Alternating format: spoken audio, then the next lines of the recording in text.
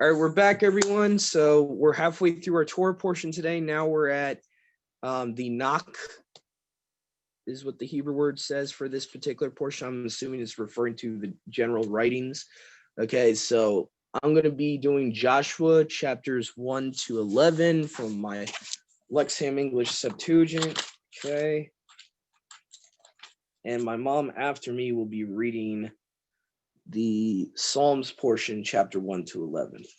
Okay, and then Brother Jeff will be finishing us off with Mark. So let me see here. Joshua 2:58.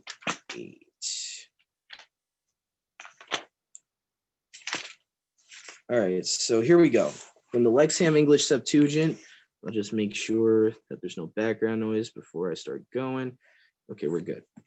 All right. Chapter 1, and it happened after the death of Masha that Yahuwah spoke to Yahusha, son of Nun, the assistant of Masha, saying, Masha, my servant, has died. Now then, rise and cross over the Jordan, you and all these people, to the land that I am giving them. Every place you step with the soles of your feet, I will give to you the way I have said to Masha. The wilderness and the Lebanon to the great river, the Euphrates River, and to the distant sea from the setting sun. Now your Masoretic will probably say to the east, just to let you know. These will be your borders. No person will stand before you all the days of your life. Okay. Just as I was with Masha, in the same way I will also be with you. I will neither abandon you nor neglect you. Be strong and manly, for you shall divide for this people the land that I promised to give to your ancestors. Be strong, therefore, and manly to protect and act as Masha, my servant, commanded you. You must not turn from the commands either to the right or to the left, so that you might be together in everything that you do.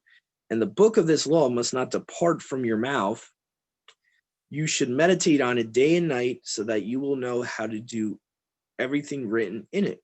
Then you will be prosperous, and he will make your ways prosperous, and then you will be perceptive. Look, I have commanded you, be strong and manly. Do not be cowardly nor fear, because Yahuwah your Elohim is with you wherever you go. Okay. And Yahusha commanded the scribes of the people, saying, go into the middle of the camp of the people and command the people, saying, prepare provisions, because in 3 days you also will be crossing over this Jordan, entering to occupy the land that Yahuwah, the Elohim of your fathers, has given you.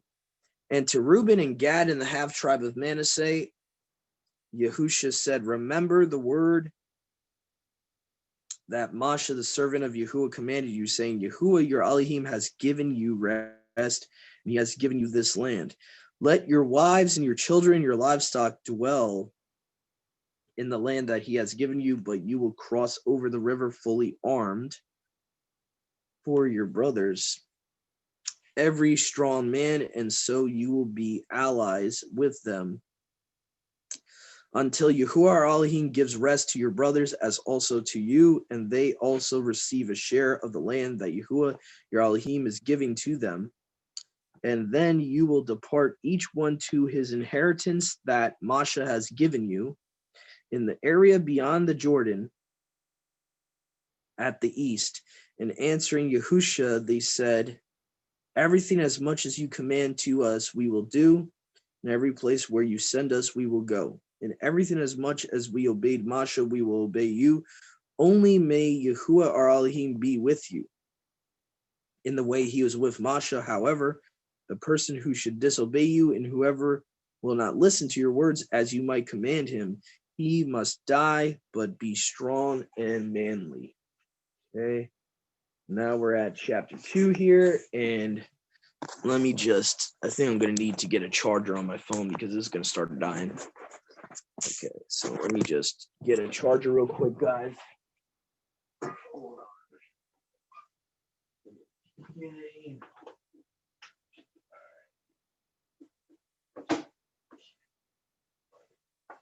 I'll be right back. Just need to get this charger real quick, and I'll be continuing in chapter 2. Okay. All right, here, just plug this in. There we go. Okay. Alrighty then. Chapter 2 of Yahusha, also known as the Book of Joshua. Okay.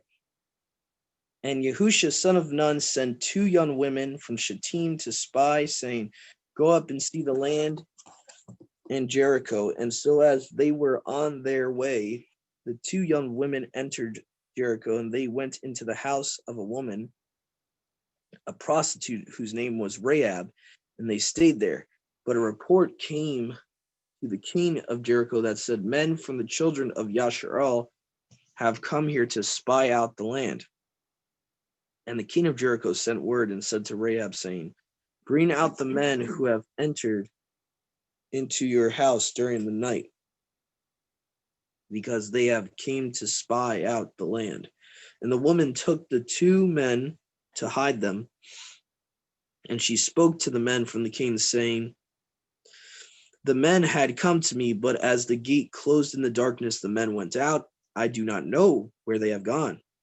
Go after them if you want to overtake them." But she had brought them up onto the roof and hid them in her flax bundles on the roof, and the men chased closely after the spies along the road near the Jordan by the river fords, and the gate was closed. And it happened that as men chasing after them were going out, before the spies could fall asleep, she came up onto the roof and said to them, "I know that Yahuwah has given you the land.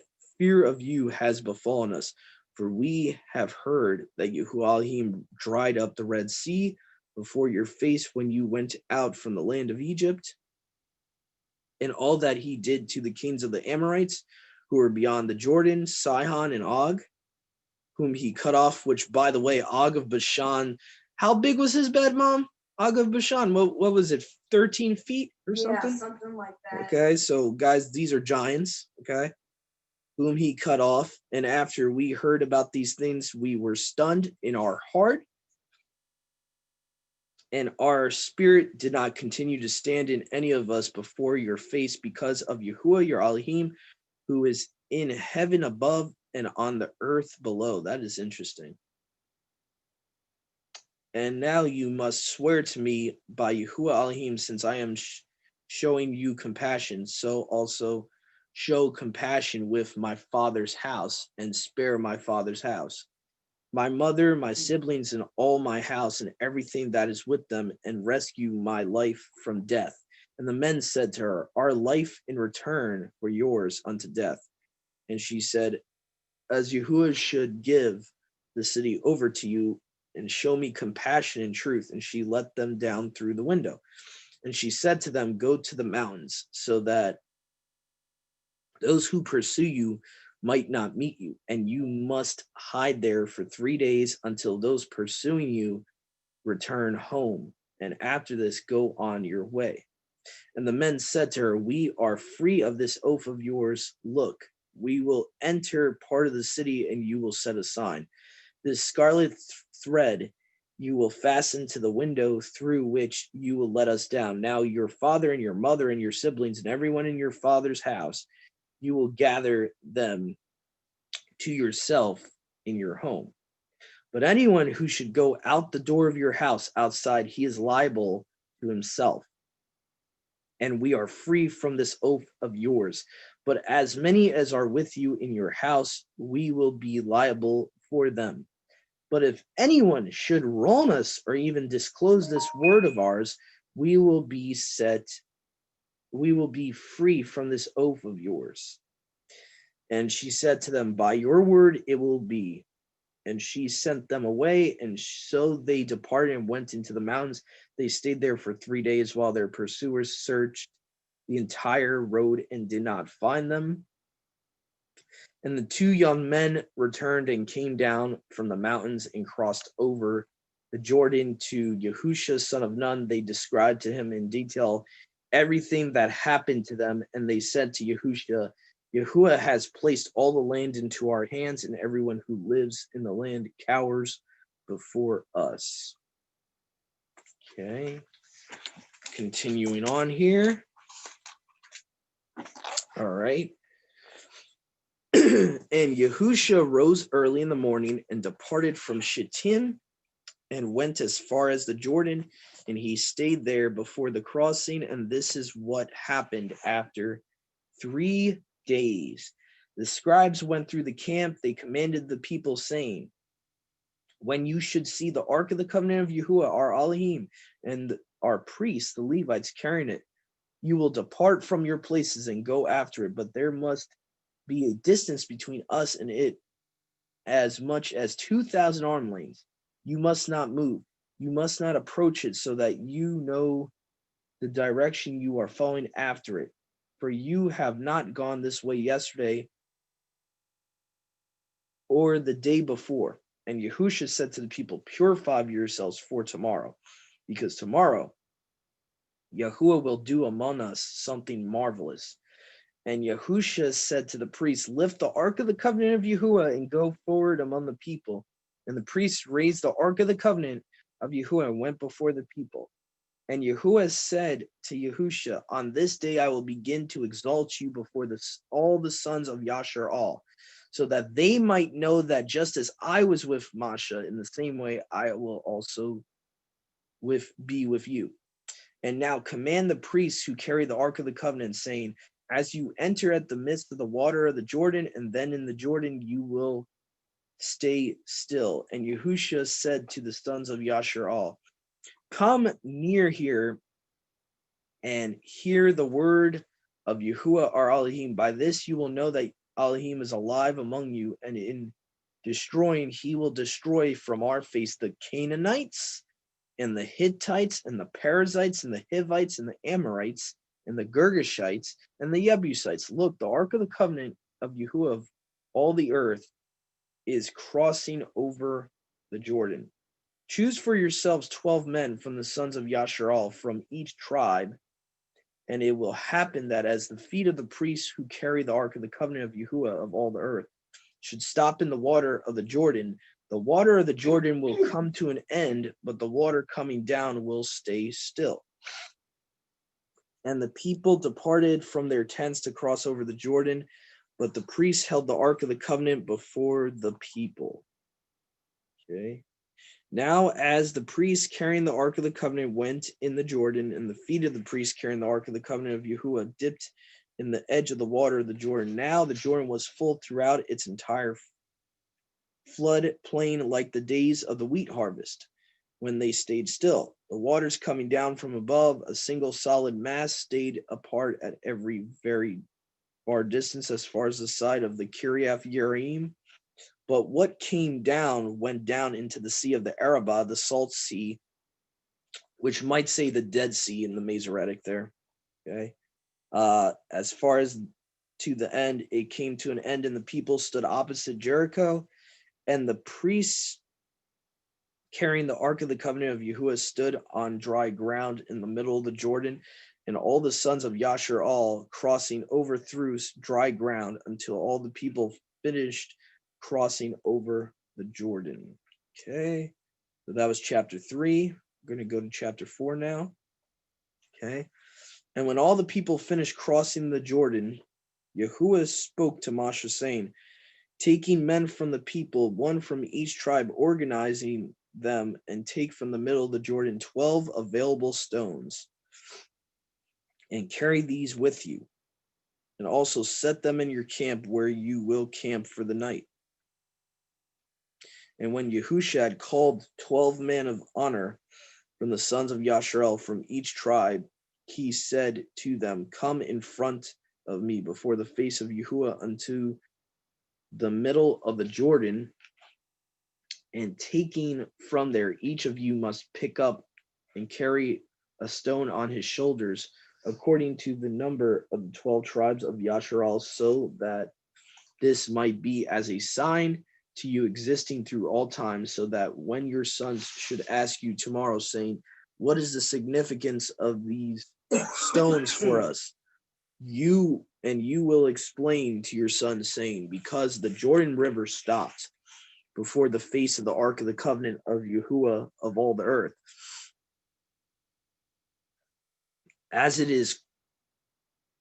it crossed over it. These stones also will be a memory for you, for the sons of Yasharal, until eternity. And the sons of Yasharal acted in this way, just as Yahuwah had commanded Yahusha, and taking 12 stones from the middle of the Jordan, just as Yahuwah had directed to Yahusha after the completion of the crossing of the sons of Yasharal. They also carried them together for themselves to the camp and laid them down there. Yahusha also set another 12 stones among them by the Jordan, in the place by the feet of the priests who carried the Ark of the Covenant of Yahuwah, and the stones are there until today. The priests who carried the Ark of the Covenant stood in the Jordan until Yahusha finished everything that Yahuwah commanded him to announce to the people. And the people hurried and crossed over. And it happened that as all the people finished crossing over, the Ark of the Covenant of Yahuwah crossed over, and the stones were in front of them, and the sons of Reuben and the sons of Gad and the half tribe of Manasseh crossed over, prepared before the sons of Yasharal, just as Moshe had commanded them. 40,000 armed for battle crossed over before Yahuwah for battle against the city of Jericho. On that day, Yahuwah honored Yahusha before the entire family of Yasharal. They feared him just as they did Moshe through the entire time he was alive. And Yahuwah spoke to Yahusha, saying, command the priests, carrying the Ark of the Covenant of the witness of Yahuwah to step out from the Jordan. And so Yahusha commanded the priests, saying, step out from the Jordan. And it happened that as the priest carrying the Ark of the Covenant of Yahuwah stepped out from the Jordan, and when they set their feet on the land, and the water of the Jordan rushed along the territory and continued just as it did yesterday, and the day before, throughout the entirety of the floodplain, and the people went up from Jordan on the 10th of the first month, and the sons of Yasharal camped in Gilgal by the area toward the east, facing Jericho. And these 12 stones that he took from the Jordan, Yahusha set them in Gilgal, saying, when your children should ask you, saying, what are these stones? You must inform your children that on the dry ground Yasharal crossed this Jordan. When Yahuwah our Elohim dried up the water of the Jordan from before them, until they all crossed over, just as Yahuwah our Elohim did to the Red Sea, which Yahuwah our Elohim dried up before us until we passed through, so that all the nations of the earth might know that the strength of Yahuwah is strong, and that you all might worship Yahuwah our Elohim for every work. Okay, so that was chapter 4. And it happened that when they heard, so now starting chapter 5 here, and it happened that when they heard, both the king of the Amorites who were beyond the Jordan and the king of the Phoenicians by the sea, that Yahuwah Elohim had dried up the Jordan River before the sons of Yasharal during their crossing. Their minds melted and they were astounded, and there was no wisdom in them, none at all, before the face of the sons of Yasharal. But by this time, Yahuwah said to Yahusha, make for yourself flint knives from the sharp rock, and sitting down, circumcise the sons of Yasharal. And Yahusha made sharp flint knives and circumcised the sons of Yasharal on the place called the Hill of the Foreskins. This way Yahusha purified the sons of Yasharal, as many as were born during the journey, and as many as were uncircumcised from the coming out of Egypt. So there were some that were even uncircumcised coming from Egypt. So this shows spiritual circumcision is first and foremost before physical. So just wanted to put that out there. Okay. Okay, so it says, as we're uncircumcised from the coming out from Egypt. All these Yahusha circumcised for 42 years. Yashar'al wandered in Mad Barite wilderness. Thus, most of those warriors who came out from the land of Egypt were uncircumcised men, those who disobeyed the commands of Elohim, concerning whom also he had determined they would not see the land that Yahuwah had sworn to give our ancestors, a land flowing with milk and honey. But instead of them, he raised up their children, whom Yahusha circumcised, because they had been uncircumcised along the way. After they were circumcised, they remained there, resting, staying in the camp until they recovered. And Yahuwah said to Yahusha, son of Nun, on this day I have removed the insult of Egypt from you. And Yahusha called the name of the place Gilgal. And the sons of Yashar'al performed the Passover on the 14th day of the month, from evening, from the sunset, so evening and sunset, at Jericho in the area beyond the Jordan on the plain. They ate from the grain of the land, unleavened and fresh. On this day, the manna came to an end. So all the manna that Yahuwah was giving them year after year stopped on this particular day. So came to an end after they ate from the grain of the land, and manna was available no longer to the sons of Yashar'al. They enjoyed the produce of the fleece of the Phoenicians in that year, and it happened as Yahusha was at Jericho and looking up with his eyes, he saw a person standing before him, and a drawn sword was in his hand. And approaching, Yahusha said to him, are you an ally or from the enemy? This is funny. He doesn't even answer him. He said to him, I, the commander of the army of Yahuwah, now am here. And Yahusha fell on his face upon the earth and said to him, Master, what do you command your servant? And Yahuwah's commander said to Yahusha, untie your sandals from your feet, for the place upon which you are standing is set apart. So I think we can figure out who this commander is. Okay. He doesn't answer him a word about whether he's for them or for their enemies, kind of similar to, he wouldn't speak a word when he was about to be crucified. Okay. So there's definitely similarities here, I see. I think it's safe to say that this is Yahusha Messiah here. Okay. Pre-incarnate Yahusha, also known as the angel of Yahuwah. So, okay. All right. So let's see here. Yep. Go ahead, Gibson. I see your hands up, or maybe that was from before. Nah, it sounds like the same military leader that we see in Revelations returning to conquer. Yep, that's true. What chapter and verse is that? Actually, in Revelations. I wasn't prepared for a follow-up. You got to give me a second. Oh no, that's no problem. I was just curious if you had it. Let's see here, I could probably find it. Here he comes with, I think it might be 19. That's what I'm thinking of. Revelations. All right, so it's, let's see here. I might be able to find it. Okay, Revelations 19. Probably starts with verse 13, where it says his name is the word of Yahuwah. Okay. And he was clothed with a vesture dipped in blood. His name is called the word of Yahuwah. And verse 14, like Brother Jeff brought up, and the armies which were in heaven followed him upon white horses, clothed in the fine linen, white and clean. So this shows you a connection between the resurrected, set apart ones and angels. Okay, we will be like the angels, having garments that are pure. Okay, clothed in fine linen, white and clean. So I think Brother Jeff was showing me here that in Revelations 19:14, we can connect to Joshua chapter 5, verses, I think it starts at verse 13 to 15. So the commander of Yahuwah's army in Joshua 5 is the same one as the one we see in Revelations 19:14. That was a good point, Brother Joshua. All right. Not Brother Jeff, Brother Jeff. Sorry about that. I'm like going a little too fast. Need to slow down, Doug. Slow down. Okay. And it can't be Michael, because Michael, like all the other angels, would have told him to stand up and not to worship him. He would have said, I am not Yahuwah.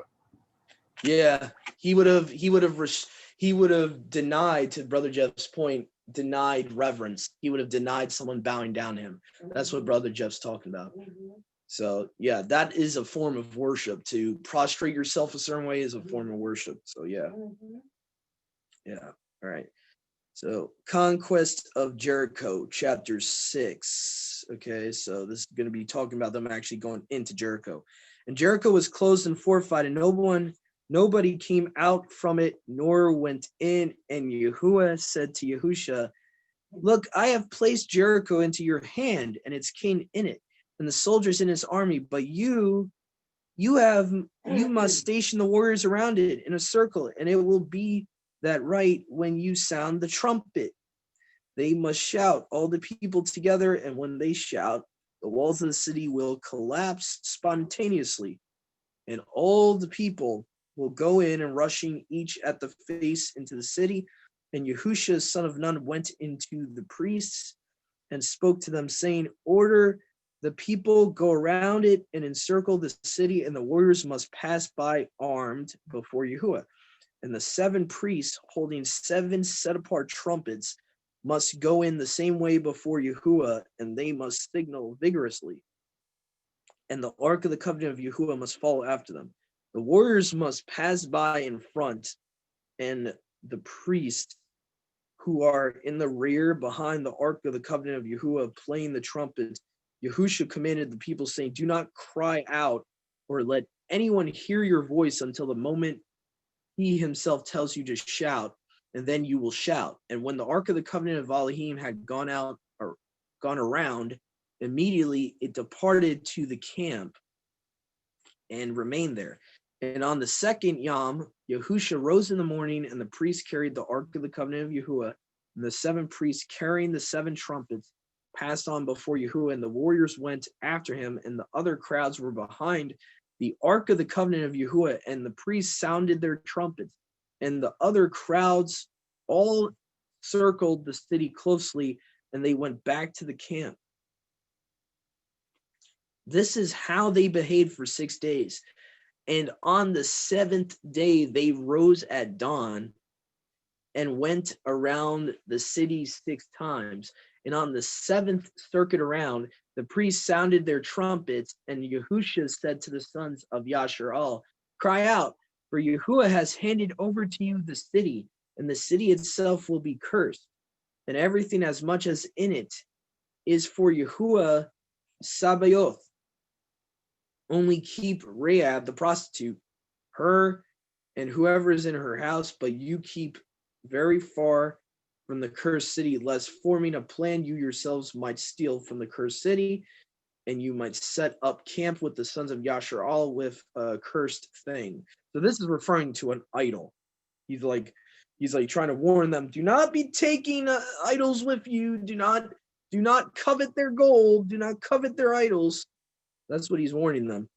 But you keep very far from the cursed city, lest forming a plan you yourselves might steal from a cursed city, and you might set up camp from the sons of Yasharal with a cursed thing, and you will destroy us, and all silver or gold or copper or iron will be set apart for Yahuwah. It will be brought to the treasury of Yahuwah, and the priests sounded the trumpets as soon as the people heard the trumpets. All the people together shouted loudly, making a great and powerful loud voice, and the entire wall fell all around, and all the people went up into the city, and Yahusha focused on destroying it, and whatever was in the city, from male to female, from young to old, to the calf and the draft animal, with the edge of his sword. And to the young men who spied out the area, Yahusha said, go into the house of the woman and bring her out from there, and whoever is with her. And the 2 young men who spied out the city went to the house of the woman. They brought out Rahab the prostitute, and her father and her mother and her brother and her family, and everyone whoever was with her. and they placed her outside Yasharal's camp, and the city was set on fire, burning with everything in it. Only the silver and gold and copper and iron did they set aside and brought to the treasury of Yahuwah. And Rahab, the prostitute, and all her father's house, Yahusha spared, and her family has dwelled in Yasharal until this day. For she hid the spies whom Yahusha sent to spy out Jericho. And Yahusha swore in that day before Yahuwah, saying, greatly cursed is the person who will build that city, who by his firstborn he will lay its foundation, and by his youngest he will rebuild its gates. And in this way Ozan from Bethel did. By Abiram his firstborn he laid his foundation, and by his youngest, though he escaped, he rebuilt its gates. And Yahuwah was with Yahusha, and his name was known throughout all the land. So meaning Yahuwah's name, his actual name was known throughout the whole land. Okay. Go ahead, Sister Sadia. Go ahead if you have anything pertaining to what we just read. If you want to bring up a comment, I see you have a hand raised. Oh, I was for the last chapter. Okay. And oh, my bad. I'm so sorry. Okay. No, don't worry, Miko. Don't worry. Okay, so what I thought was very simple for people who ask, is there animals in heaven? And I read like a Christian readings, pay attention. But it's a really good one because there is white horses. Hallelujah. You're breaking up, Sadia. Yes. We couldn't hear you. Okay, hang on. Let me walk around. Walk around. You know, the internet wants me to go up to 5G, and I don't want to. Yeah. So how about this? Can you hear me? Yeah. Is that better? Testing? Yeah. Hello? Yep. Okay. Yep. So my beautiful, you know, and when he was reading it, my heart was like, this when people ask, is there animals in heaven? You know, is there's white horses. We know that he's coming with white horses, but maybe they look at that as something only for Revelations. But what is really going on in the Shemayim? This is really beautiful because, you know, the beauty of a horse, it's the beast of a horse is amazing. And Abba's using what he created, nothing different. And this is a very simple for all of us, you know, when somebody comes to us, it's a baby in Christianity or even a baby in Yahuwah, they're learning all kinds of stuff. This is where we get to point to them in Joshua and in Revelations that there is life in heaven. And the Shemayim, there's some life and it's coming down. So I just thought, it just hit me like, I just like, because I love animals. And so I just thought, you know, I would really hone into that with us, you know? Yeah. Well, you just mentioned, Sister Sadia, we were reading earlier before you jumped on that animals are given a soul. So yeah, it actually says that before he chose Kua, he raised up, he created animals from the dust of the earth and gave them a living soul. So yeah. So that is so beautiful. I'm so glad. I'm going to share that with my family today. Yeah, go ahead, Gibsons. Go ahead. After Gibsons, we'll continue on to chapter 7. Go ahead, Gibsons. So we're told that all flesh is judged. It doesn't just say that man is judged. It says all flesh will be judged. And the Bible definitely mentions different kinds of flesh for different animals. You know? Yep.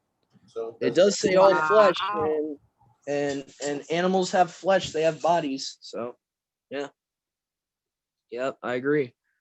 All right. Very cool. Very, very interesting. That I just found out today. Just Mark. Yep. Go ahead. Okay, so does that mean an animal? Let me go this way again. Does that mean that if an animal attacks a human being, that animal will be judged? Yeah. There's sometimes, sis, where if you ever seen on the news, there's sometimes where bears eat, you know, they'll actually Yes. eat like human babies and stuff like that, like where it's like willful. They're actually doing it on purpose. So yeah, animals are not absent from the curse of sin. When Adam sinned, that came to all life. So all life is corrupted, you know, and even if we go back to the flood, right? All flesh corrupted itself.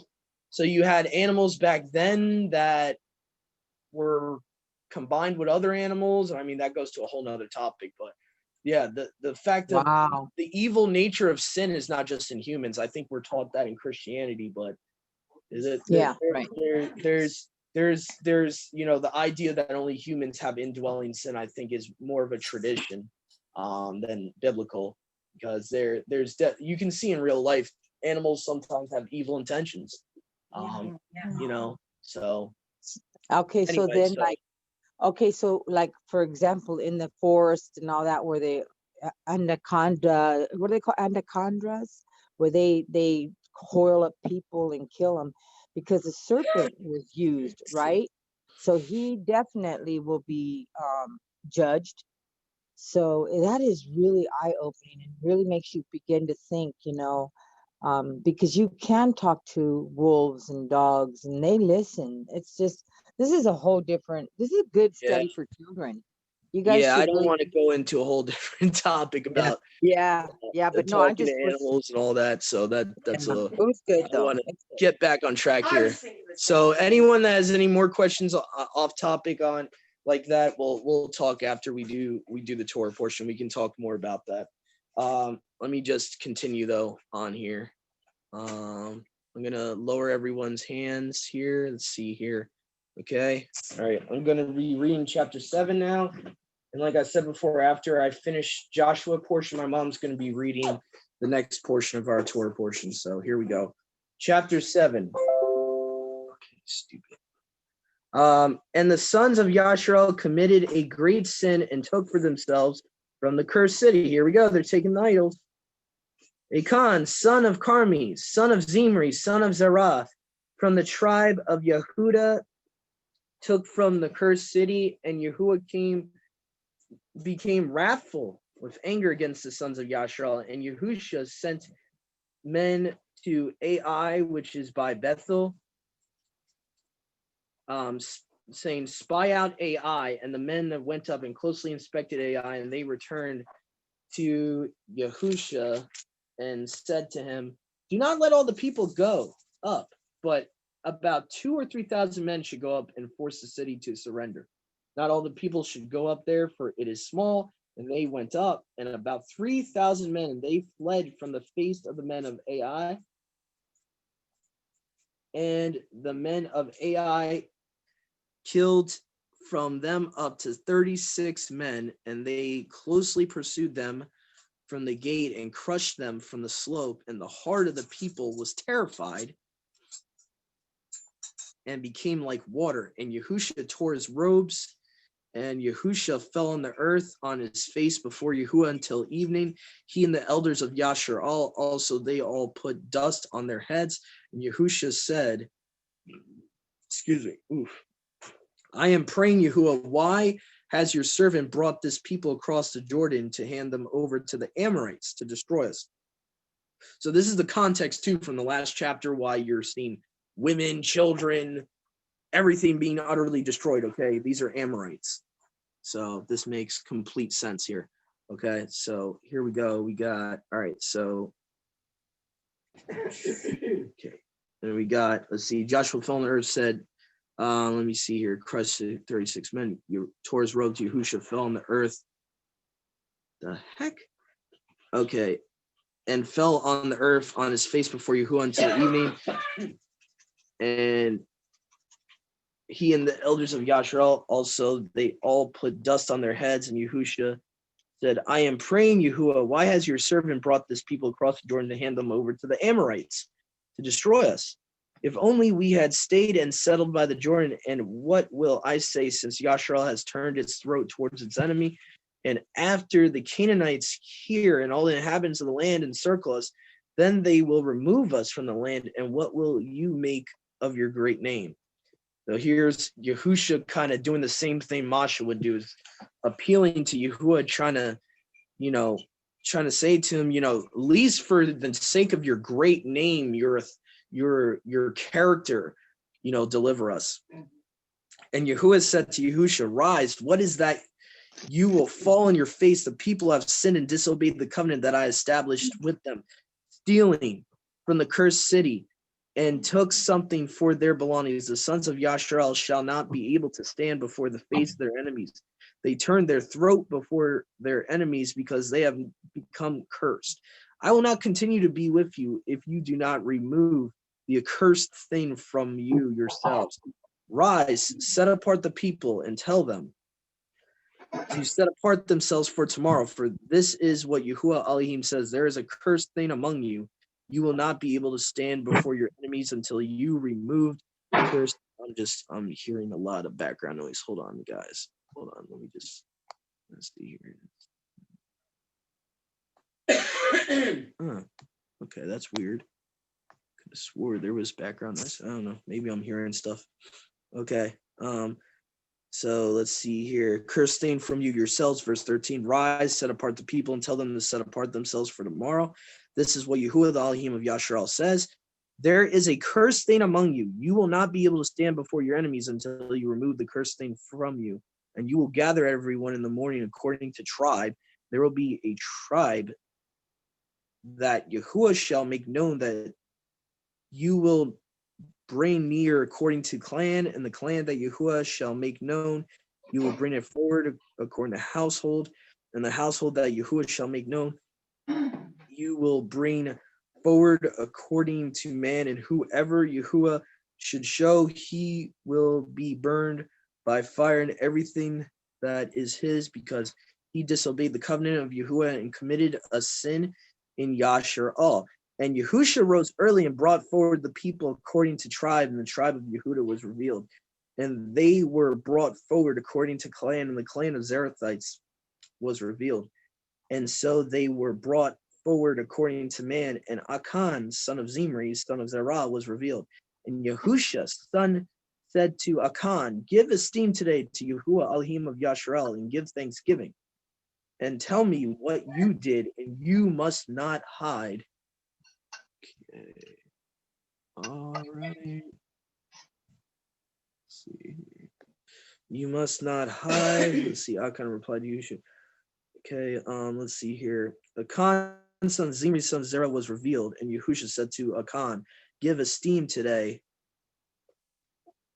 Okay. Give esteem today to Yahuwah Elohim of Yashar'al. Give thanksgiving. Okay.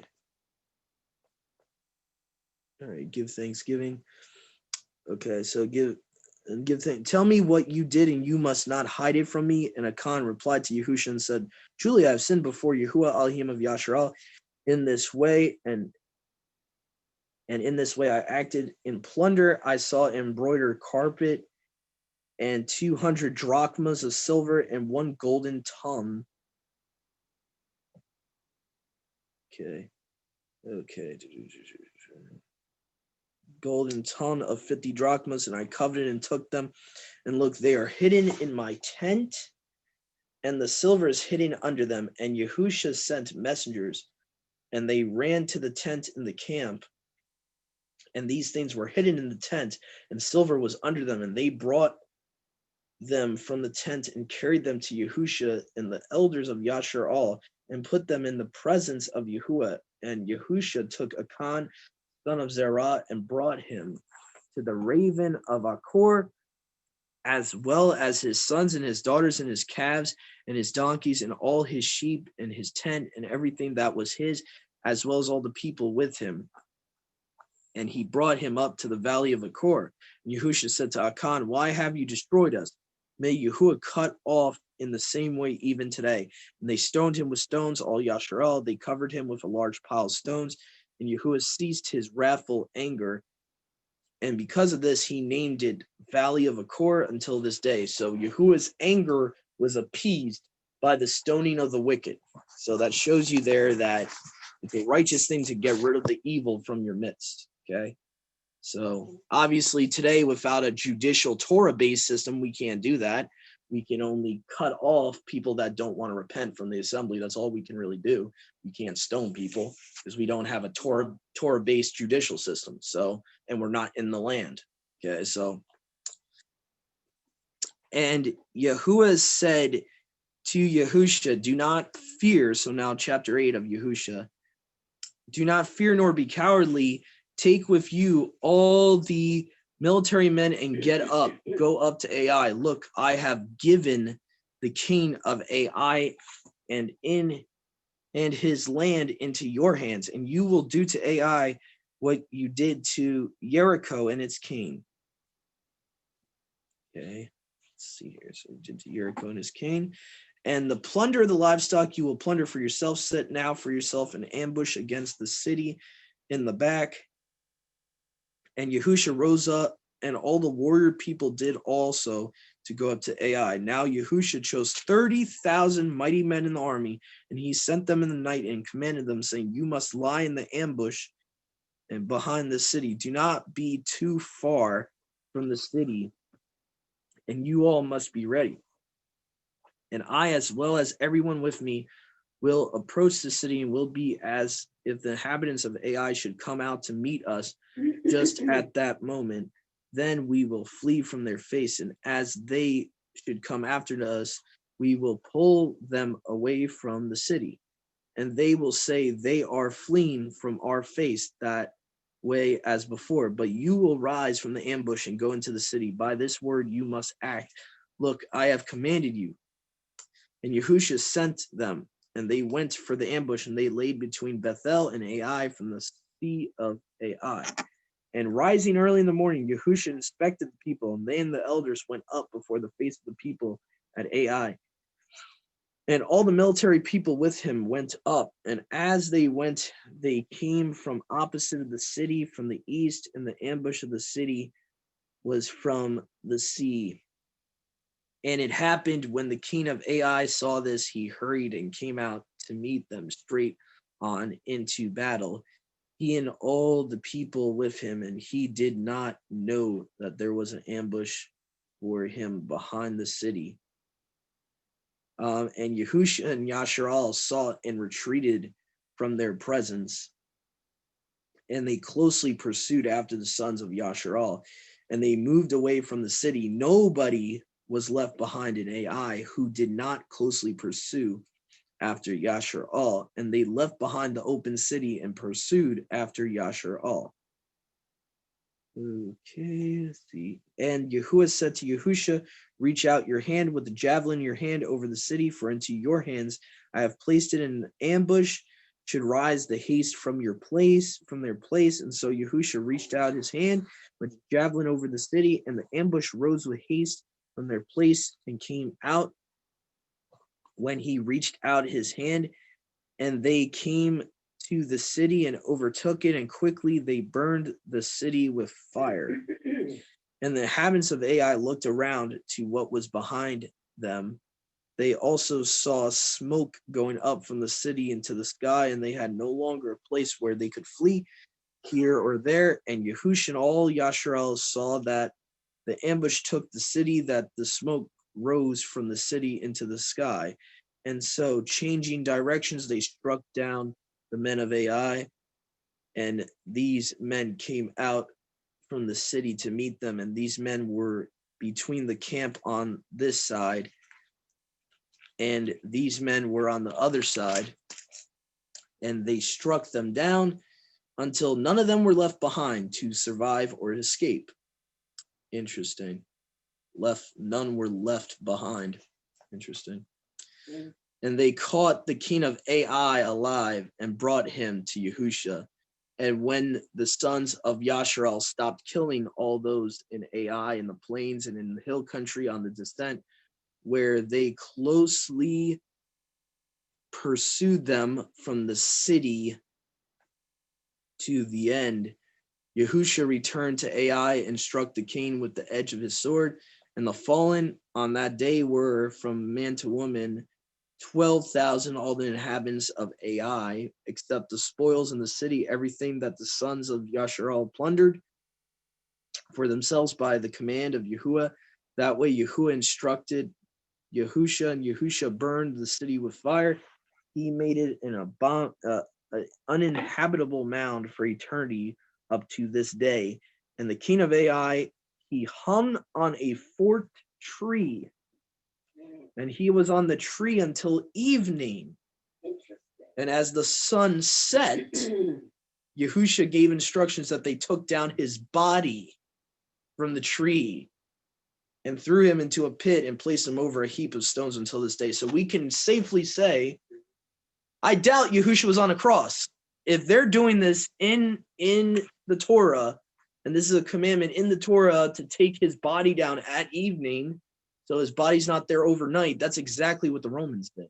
That's exactly what the Pharisees did. So I would say it's more safe to say he was on a tree rather than a cross, to be honest. So I don't want to go into a whole tangent about that, but I think it's safe to say that this gives us a extra witness to that. Okay. So we're going to go to chapter 9. Before I go to chapter 9 real quick, let me put this on a better charger here because my mobile charger's dead. So here we go. There. Okay. Here we go. Chapter 9. But when they heard about what happened at Ai, the kings of the Amorites, those in the area beyond the Jordan, those in the hill country, and those in the plain, and those along the entire coast of the Great Sea, those near the Lebanon, as well as Hittites and Perizzites and Hivites and Amorites and Girgashites, and the Jebusites gathered together with the same determination to war against Yahusha and Yasharal, all of them together. Then Yahusha built an altar to Yahuwah Elohim of Yasharal on the mount of Ebal. As Masha, the servant of Yahuwah, commanded the sons of Yasharal, as it is written in the law of Masha, an altar on hewn stones, upon which an iron tool has not struck. Okay. And he sent up a sacrifice there, an offering of salvation to Yahuwah. And Yahusha wrote, let's see, keep losing my place here for some stupid reason. Because serving stones upon iron tools. In verse 5, and Yahusha wrote upon the stones the repeated law, the law of Masha, before the sons of Yasharal. And all Yasharal and their elders and their judges and their scribes passed by one side, and on another side, opposite of the ark, and the priests and Levites carried the ark of the covenant of Yahuwah, both the sojourner and native, and half of whom, and half the ark of the, the sojourner and native, and half of whom were near Mount Gerizim, and half of whom were near Mount Ebal, as Masha commanded the servant of Yahuwah, to Barak the people in the morning. And after these things, thus Yahusha read out loud all the words of this law. And the barakas, the curses, according to all the things written in the law of Masha. So this is showing even at this point, the law of Yahuwah, the law of Masha, goes all the way to Deuteronomy 32, is what it's saying here. So there was no word from all the things that Masha commanded Yahusha that Yahusha did not read out loud in the ears of all the assembly of the sons of Yasharal, to the men, women, children, and the sojourners who attached themselves to Yasharal. The inhabitants of Gideon heard everything that Yahuwah did at Jericho and Ai, and indeed they acted with cunning. And going, they furnished themselves with food and prepared themselves, and putting old sackcloth on their shoulders, and old wineskins of wine, also broken and torn in the hollows of their sandal straps. Their wooden soles were old and patched on their feet, and their robes were worn out on them. See, here's some deception coming here. This is why Yahuwah said, don't make treaties with them. Okay, so we're going to see what's about to happen here.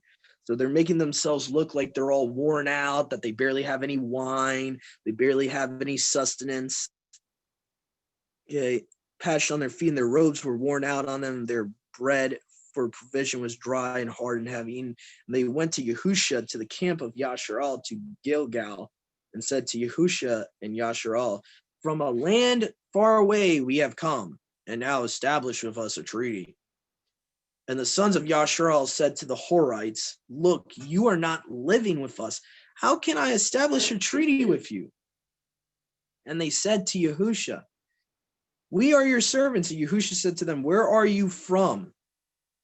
And where have you come from? And they said, from a land very far away. Your servants have come in the name of Yahuwah, your Elohim, for we have heard of his name and everything he did in Egypt, and everything he did to the kings of the Amorites who are beyond the Jordan, to Sihon, the king, to Sihon, the king of the Amorites, and Og, king of Bashan, who dwelled in Ashtaroth. Ain't that, wonderful? They named their land after their false goddess. And in Edrei, and when they heard our elders and everyone who lives in our land spoke to us, saying, take for yourselves, everyone who lives in our lands spoke to us, saying, take for yourselves provisions for road and land, for the road, and go meet them. You will say to them, we are your servants, and now establish with us a treaty. These loaves we prepared them warm on the day that we left to come to you. But now they are dried up and have become eaten by mold. And these are the wineskins of wine that we filled when they were new, but these have become torn. And our robes and our sandal straps have become old from very long journey.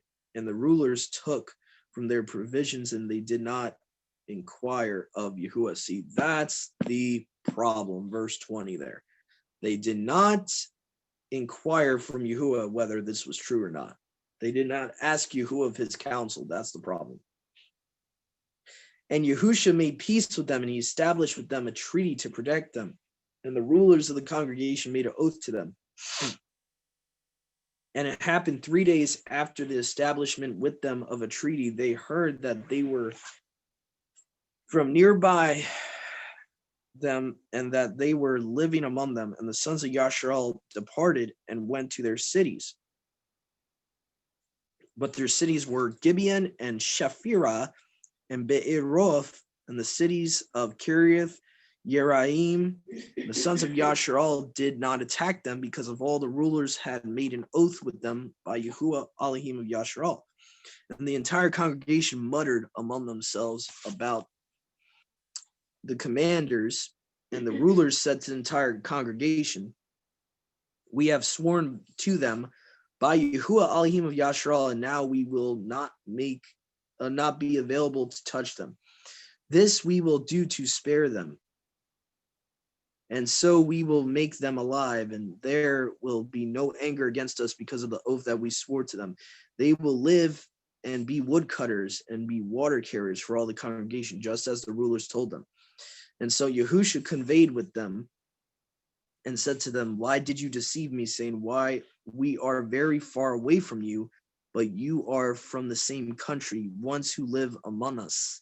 And now you are even more cursed. Slaves and woodcutters from among you will never come to an end for me and my Elohim. And they responded to Yahusha, saying, it was reported to us everything that Yahuwah your Elohim instructed to Masha, his servant, to give you this land and to cut us off and everyone who lived on it from your face. And we were very afraid for our lives from your face. So we carried out this deed. And now look, we are in your hands, as it is pleasing to you, as it seems best to you to do to us. And they did to them accordingly, and Yahusha rescued them on that day from the hands of the sons of Yasharal, and did not take them away. So Yahusha appointed them on that day as woodcutters and water carriers for all the congregation in the altar of Elohim. Because of this, the inhabitants of Gibeon became woodcutters and water carriers for the altar of Elohim until this very day, and lived in the place that Yahuwah should choose. Okay. All right. So now we're going to go to chapter 10. This will be the last chapter for Joshua today. And then we're going to be switching. Okay. So here we go. The sun stands still. Okay. Chapter 10. But when Adonai Bezek, that's interesting, Adonai, king of Jerusalem, heard that Yahusha had captured Ai and destroyed them, the way they did to Jericho and its king, so they did to Ai and its king. And that the inhabitants of Gibeon had deserted Yahusha and Yashar.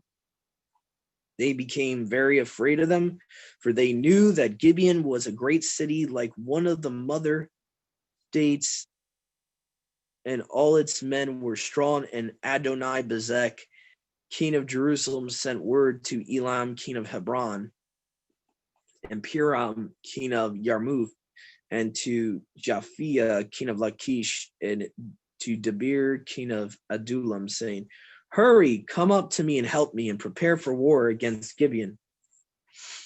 Okay. Yeah, and for they have deserted to Yahusha and the sons of Yasharal, and the 5 kings of the Jebusites went up, the king of Jerusalem, the king of Hebron, the king of Yarmuth, and the king of Lachish, and the king of Adullam, and they and all their people, and they besieged Gibeon and forced them to surrender. So the inhabitants of Gibeon sent word to Yahusha to the camp of Yashar in Gilgal, saying, "May you not release your hands from your servants. Come up to us quickly and rescue us and help us, because all the kings of the Amorites who lived in the hill country are gathering against us." And Yahusha came up to Gilgal, he and all the military people with him, all the mighty warriors in the army. And Yahuwah said to Yahusha, "You must not fear them, for into your hands I have placed them. Not one will be left remaining among them before you." And when Yahusha suddenly came to them, he had come in all through the night from Gilgal, and Yahuwah stunned them before the face of the sons of Yasharal, and Yahuwah broke them with great destruction in Gibeon, and they closely pursued them along the road, ascending to Beth Haran, and cut them down as far as Azekah and as far as Makeda. Now, during their flight from the face of the sons of Yasharal on the descent of Beth Haran, Yahuwah threw down upon them hailstones from the sky as far as Azekah, and there were as many as who died by the hailstones as those whom the sons of Yasharal killed with the sword in battle. Then Yahusha spoke to Yahuwah. On that day, Elohim put the Amorites into the hand of Yasharal when he broke them at Gibeon, and broke them before the face of the sons of Yasharal. And Yahusha said, sun stand still at Gibeon, and moon at ravine of Ayi Yalon. And the sun stood still, and the moon was in its position until Elohim warded off his enemies. So what's interesting here is there's no mention about the book of Jasher in this verse, in the Septuagint. Okay. And the sun stood still at the middle of the sky, and it did not go backward or forward to the setting until the end of one day. And there has been no day like this, neither before nor since, that Elohim would listen to a human, because Yahuwah joined in war with Yasharal. These 5 kings fled and did in the cave of Makeda, and it was reported to Yahusha, saying, "The 5 kings were found hiding in the caves in Makeda." And Yahusha said, "Roll stones over the mouth of the cave and set men to watch over them, but you do not stop pursuing after your enemies and overtake their rear. And you must not allow them to enter into their cities, for Yahuwah our Elohim put them into our hands." And it happened when Yahusha every son of Yasharal finished slaughtering them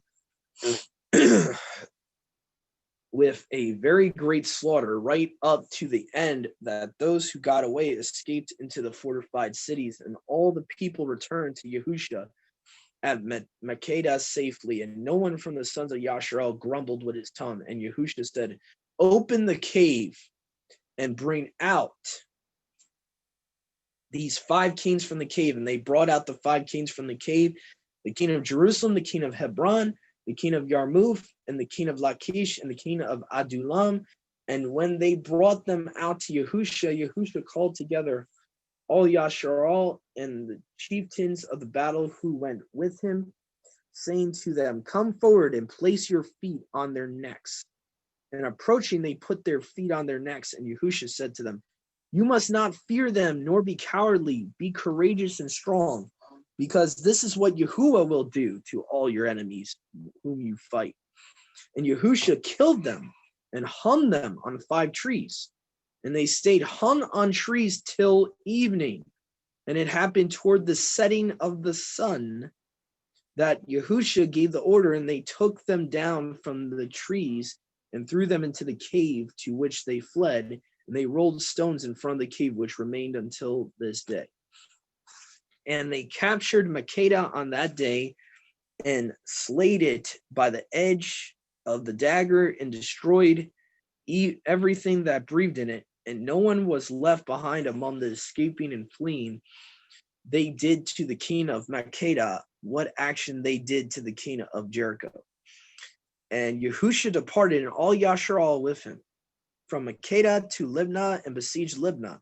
And Yahuwah placed it in the hands of Yasharal, so they captured it and its king. And they slew it with the edge of the sword, and everything that breathed in it. And there was no one left behind in it, anyone escaping and fleeing. And they did to its king what they did to the king of Jericho.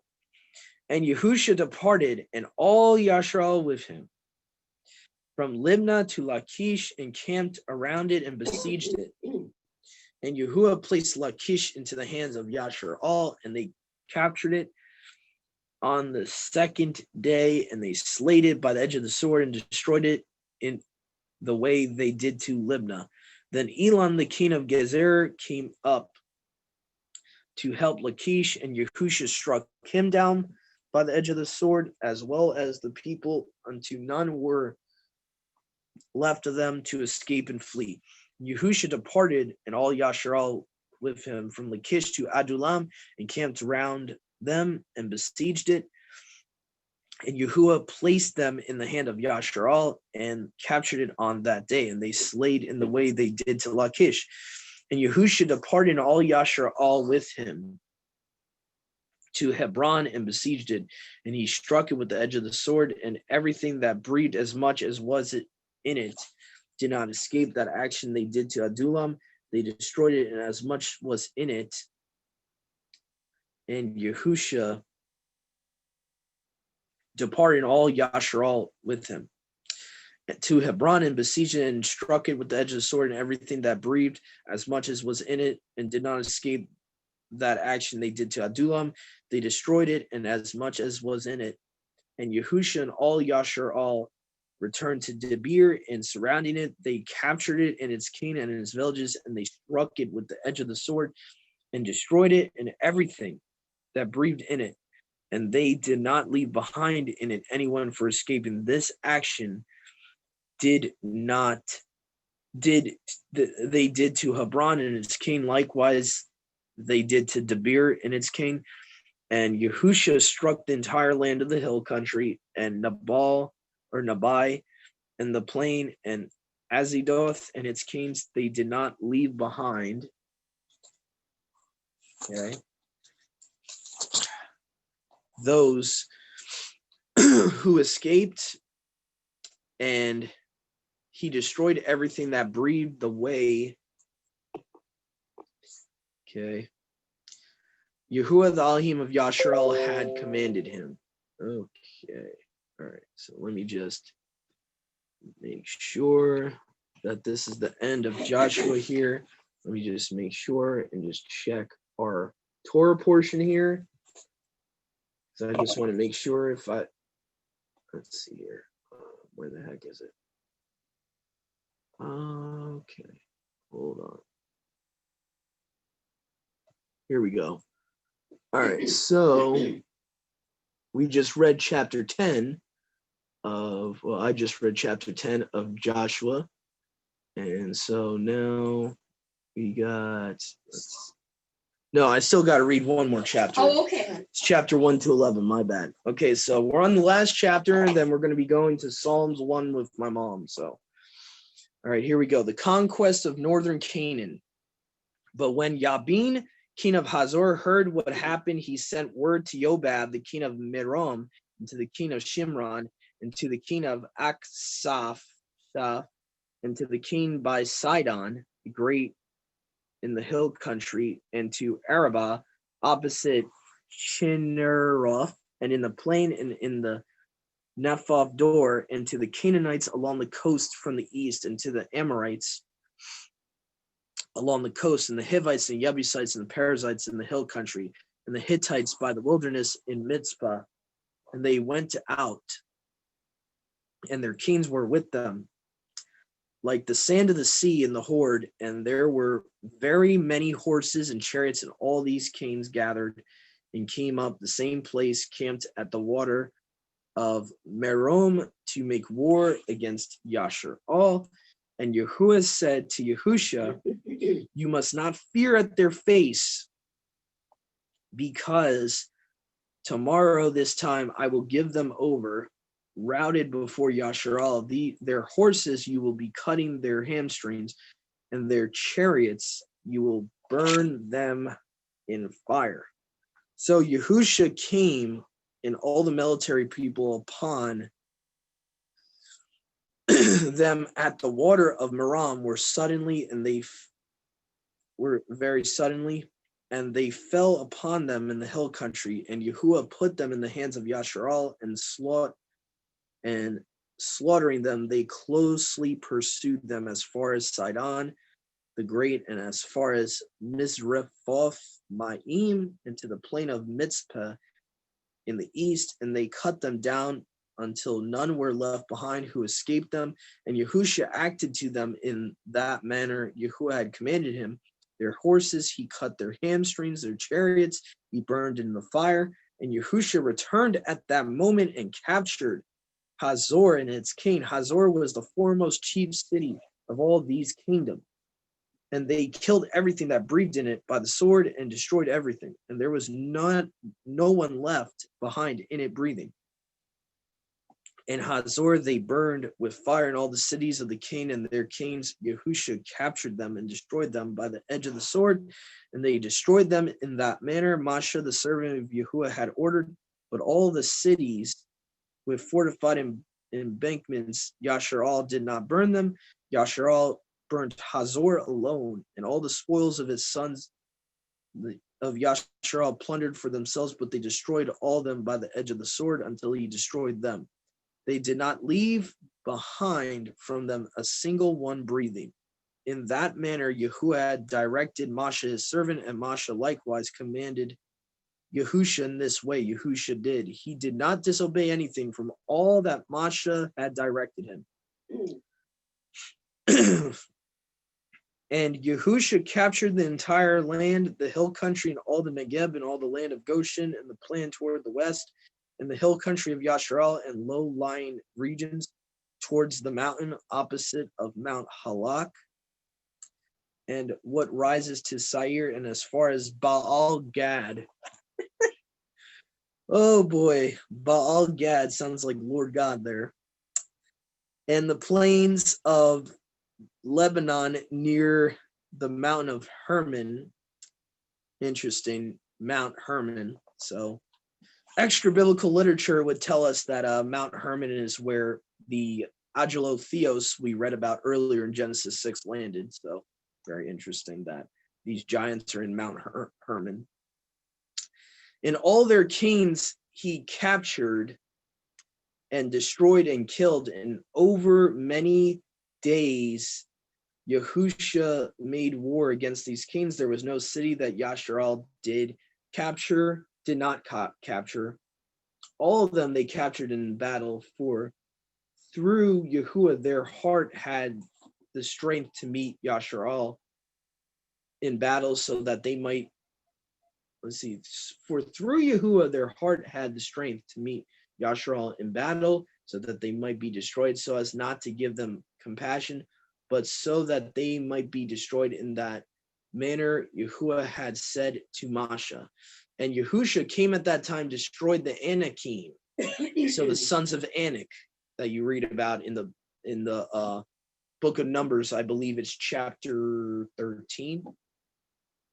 Yahusha came at that time, destroyed the Anakim from the hill country, from Hebron, and from Debir, and from Anab, and from all the ancestry of Yashar'al, and from all the hill country of Yehuda, from their cities, and Yahusha destroyed them.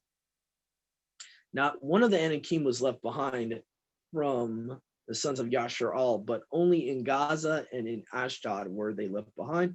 And Yahusha captured the entire land, just as Yahuwah commanded Moshe, and Yahusha gave them as an inheritance for Yashar'al in divisions by their tribes, and the land rested from making war. All right, so that's the end of our portion of Joshua. I'm going to be closing the recording right now, and we'll be doing another recording for my mom to start reading from Psalms chapter 1, so please stay tuned. We'll be right back. Okay.